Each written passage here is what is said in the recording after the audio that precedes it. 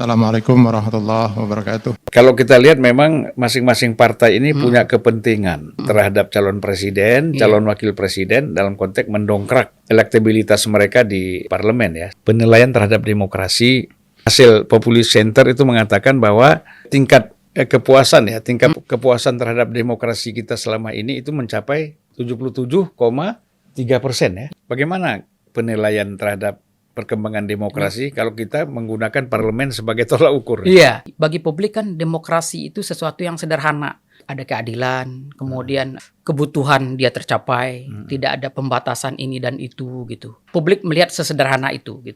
Sehingga ya selama hal-hal seperti itu bisa penuhi oleh pemerintah, maka publik akan melihat itu sebagai kinerja demokrasi yang baik. Tapi bagi publik yang kita juga pernah melakukan expert survey juga dan menilai demokrasi dan cenderung lebih kritis memang jawaban dari para elit begitu. Bahwa kinerja demokrasi kita mungkin tidak sebagus cara publik memandang secara umum gitu. Karena ada persoalan PR yang tidak bisa bekinerja secara baik begitu misalnya. Kemudian ditambah dengan lembaga-lembaga hukum yang tidak mencapai harapan mereka gitu dan sebagainya gitu. Jadi memang bagi mungkin kita menyebutnya sophisticated voters gitu. Bagi para pemilih yang knowledgeable dan sebagainya gitu. Ada persoalan memang dengan demokrasi kita gitu. Namun sekalipun demikian gitu, persoalan-persoalan ini masih membuat kita optimis lah bahwa kita bisa on the track juga gitu. Tapi kan kalau kita lihat ini kan partai politik menjadi lembaga dengan tingkat kepercayaan publik yang sangat rendah. Iya, betul. Nah ini kan artinya kita melihat bahwa ukuran terpenting dari demokrasi itu kan ada di partai politik gitu kan. Sebagai lembaga yang demokratis. Tetapi justru publik ini kepercayaannya rendah sekali. Ini gimana nih? Dalam beberapa hal publik tidak melihat partai politik ya barangkali sebagai komponen penting karena barangkali publik sudah jenuh dengan partai politik itu. Sehingga mereka tidak bisa mengharapkan lagi. Itu yang kemudian membuat kenapa figur itu menjadi penting gitu. Dalam banyak hal juga bisa menjadi negatif karena ketika figur itu lebih terdepan gitu, figur bisa memainkan apapun gitu di luar kontrol kelembagaan gitu. Populisme bisa meningkat gitu dan sebagainya gitu, money politik dan sebagainya gitu. Jadi dan publik melihat itu sebagai hal yang biasa gitu. Jadi publik memang tidak menaruh harapan besar terhadap partai politik karena memang bagi mereka ya partai politik memang tidak bisa diandalkan. Loh, jadi makanya kalau gitu apa gunanya ada partai politik ya? Nah itulah yang memang seharusnya menjadi otokritik kita gitu. Bahwa partai politik tidak menjalankan fungsi-fungsi yang baik, fungsi sosialisasi politik, menyiapkan kader, menyiapkan narasi besar untuk perdebatan kebijakan dan sebagainya gitu. Publik melihat ini semua tidak dijalankan dengan baik. Justru itu semua didapatkan dari figur gitu, dari leader gitu. Sehingga personality itu kemudian lebih memainkan peran penting dibandingkan kelembagaan gitu. Ya, jadi kan kalau kita lihat dari aspek itu kita lihat ini persentase ya, elektabilitas tertinggi partai di parlemen sekarang itu PDIP masih tertinggi ya dari hasil survei Populist Center. PDI Perjuangan itu 24,5%, Gerindra 13,6%, Golkar 11,7%, kemudian PKB 8,4%. Dan seterusnya ada Nasdem 5,8%, PKS 5,5%, Partai Demokrat 4,8%. Ini kenapa nih kok sejajar begini nih? Satu koalisi ini Nasdem, PKS dan Partai Demokrat ini ya. Kemudian P3 2,3%, PAN 1,3%. Nah, ini ada lompatan P3 ya. P3 yang sebenarnya sekarang partai nomor 9 di parlemen. Lalu hasil survei dia mencapai 2,3%. Ini kalau kita lihat tren ini apakah ini bisa konsisten nanti sampai pemilu ini? Kecenderungannya gimana? Sebenarnya secara umum ada turun naik suara ini, tetapi paling tidak tren dalam artian susunan barangkali mungkin akan relatif stabil. Kayak misalnya PDIP gitu. PDIP itu relatif konsisten di angka lebih dari 20%. 21, 22, kemudian sekarang 24% gitu. Gerindra juga konsisten di angka belasan. Begitu juga dengan Golkar gitu. Dulu juga kita melihatnya seperti itu. Tren itu relatif stabil seperti itu saja gitu. Kecuali barangkali mungkin ada sesuatu yang sangat besar gitu.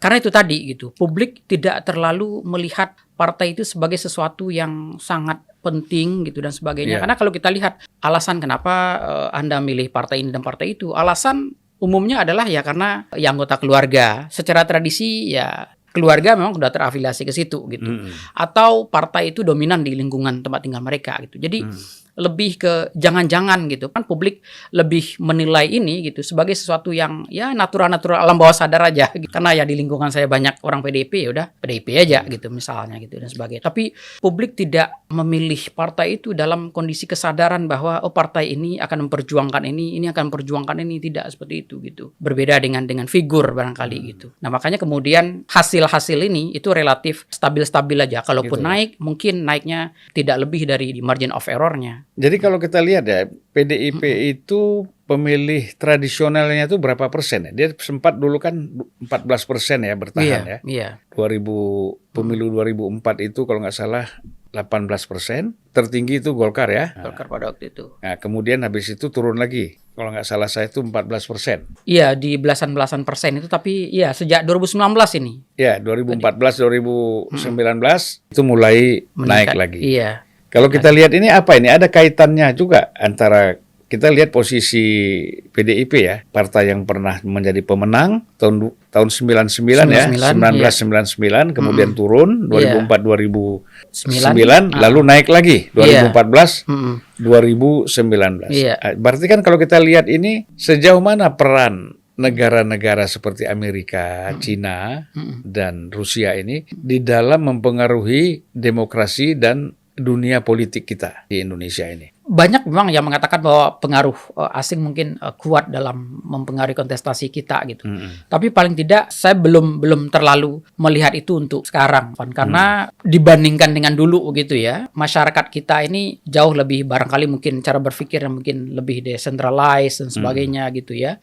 Sehingga mungkin mereka melihat bahwa kepentingan kontestasi politik itu barangkali mungkin lebih bekerja di level elit gitu. Dan kalau kita perhatikan gitu, negara-negara besar ini gitu, kalaupun mereka terlibat mungkin tidak sevulgar barangkali mungkin dulu gitu ya.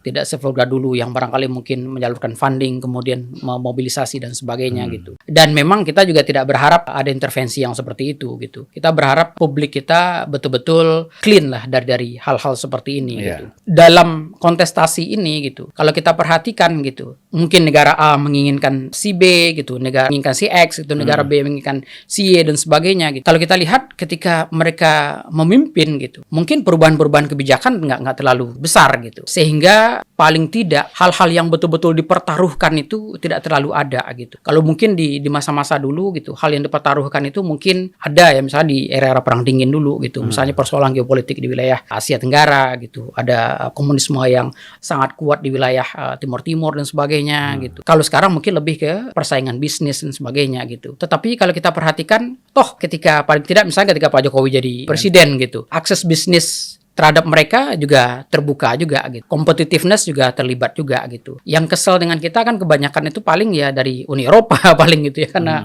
Pak Jokowi membatasi ekspor beberapa barang tambang gitu misalnya dan sebagainya gitu. Saya tidak melihat adanya ya paling tidak upaya sistematis ya untuk pengaruhi arah dari peta politik kita di masa yang akan datang. Kita lihat partai non parlemen ya, yaitu Perindo 1,8%, lalu ada PSI itu sekitar PSI 0,5, Hanura 0,4, Bulan Bintang tuh 0,3, kemudian Partai Garuda 0,1%. Coba selanjutnya ada partai baru ya. Partai baru kita lihat itu Partai Buruh 0,3%, lalu Partai Gelora Indonesia 0,3%, Partai Umat itu 0,2, dan Partai PKN. PKN itu Partai Kebangkitan Nusantara. Banyak orang-orang Demokrat, mantan Demokrat yang bergabung di sini, itu 0,1%. Kalau kita lihat tren ini ya, saya melihat kalau kita gabungkan ini partai non-parlemen dengan partai baru ya, kan kita lihat Partai Perindo itu kan boleh dibilang partai pengusaha, karena di situ ada Haritanu sebagai tulang punggungnya. Nah, kemudian kita lihat PSI. PSI ini kan partai para aktivis nih, anak-anak muda yang coba bergabung ya, para ya berbagai macam aktivis ada di sini. Lalu Hanura ini cenderung kalau saya bilang ini kategori partai orang tua. Nah, Bulan Bintang ini partai aktivis Islam lah. Saya nggak tahu kalau Garuda ini dari mana nih. Mungkin mirip-mirip dengan Hanura juga barangkali ya. Nah, jadi terus kita lihat partai yang selanjutnya, partai yang baru. Nah, partai baru ini kan Partai Buruh, ada jelas lah basisnya buruh ya. takut saya kalau hanya buruh ini berhenti di 0,3% benar nih. Nah yang unik memang Partai Gelora ini. Partai Gelora ini kan selalu, kalau saya lihat, mereka tuh selalu cenderung pada ide dan gagasan. Iya. Bagaimana mereka menyampaikan pikiran-pikiran mereka, gagasan-gagasan mereka di tengah-tengah masyarakat. Kita lihat Pak Fahri Hamzah sangat aktif ya, Iya. Anies Mata dan yang lain-lain itu mencoba selalu berupaya untuk meyakinkan orang tentang ide dan gagasan mereka. Nah, Partai Umat ini saya kira ini juga banyak aktivisnya ya, aktivis-aktivis Islam itu. PKN ini partai banyak mantan Partai Demokrat. Atau kecewa atau apalah alasannya. Kalau kecewa kan negatif ya. Tapi saya kira memang berbeda visi dan misi mungkin dengan SBY dan AHY, akhirnya mereka mendirikan PKN ini. Jadi kalau kita lihat di sini, kira-kira partai baru dan partai non-parlemen tadi, yang bisa mencuat masuk ke parlemen ini kira-kira bisa nggak digambarkan partai mana? Ya barangkali partai-partai baru nih juga mungkin bisa menjadi penjelas kenapa turun suara dari beberapa partai-partai yang baris kedua tadi juga barangkali. Karena misalnya PKS sebagian ditarik oleh Gelora gitu. Kemudian Demokrat juga ya pecah pasca kisruh Munaslup Muldoko dan sebagainya gitu. Kemudian PAN juga karena ditarik Partai Umat gitu. Barangkali partai-partai ini mungkin bisa memanfaatkan kekecewaan publik terhadap partai-partai yang tadi established lapis kedua tadi gitu, yang mungkin publik melihat mereka tidak terlalu juangkan gitu. Karena rata-rata juga sebagian mereka kecuali PKS rata-rata ya di tengah-tengah aja gitu.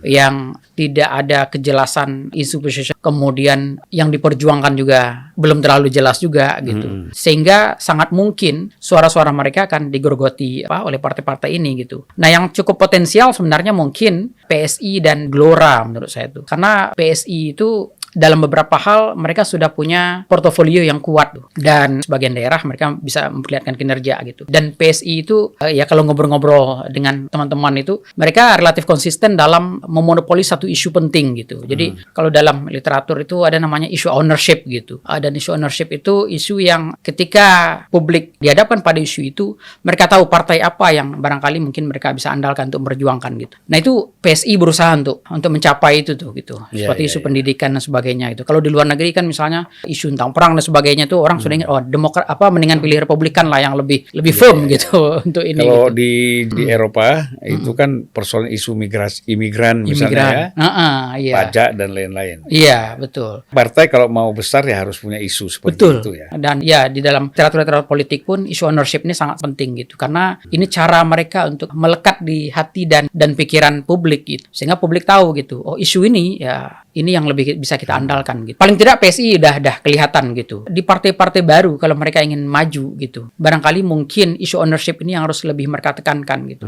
Seperti misalnya Gelora gitu. Apa kira-kira isu penting yang harus mereka tekankan gitu, yang membedakan mereka dari PKS gitu. Kalau seandainya kita sudah bisa melihat ini gitu, maka mereka barangkali mungkin sudah bisa diterima publik. Partai-partai yang lain gitu, kita belum terlalu melihat apa kira-kira agenda narasi besar, cita-cita besar dan isu-isu penting yang ingin mereka perjuangkan gitu. Nah itu tuh belum terlalu terlihat gitu, yang membedakan mereka dari yang lain gitu. Tapi kalau kita tanya kenapa isu-isu besar dan agenda besar itu belum ada, kami sedang adakan persiapan di dalam.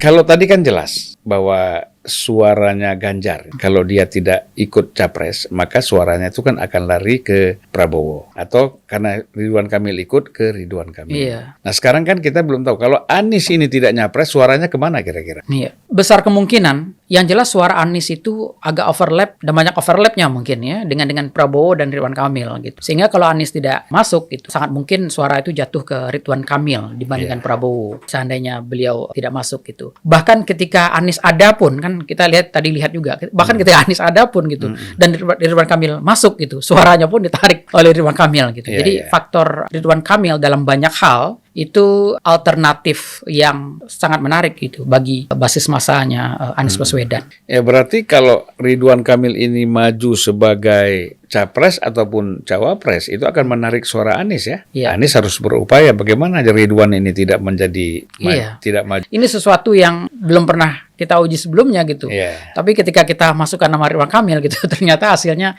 Anies drop. Makanya itu artinya kan ini tugas partai-partai pendukung Anies ya. Iya. Untuk bekerja lebih keras dalam untuk menyukseskan ini. Kita jaga kedamaian. Wassalamualaikum warahmatullahi wabarakatuh. Terima kasih.